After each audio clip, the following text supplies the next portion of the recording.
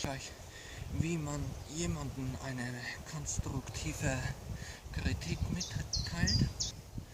Dabei sollte man klar artikulieren, worum es dann geht. Und ja, ich zeige es euch jetzt. Und zwar jetzt. Du bist voll scheiße. Moment.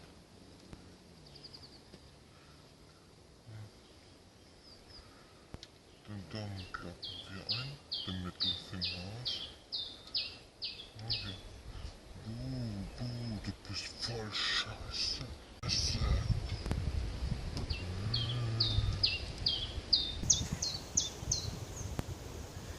Das ist unmissverständlich weltweit bekannt, was man damit sagen will.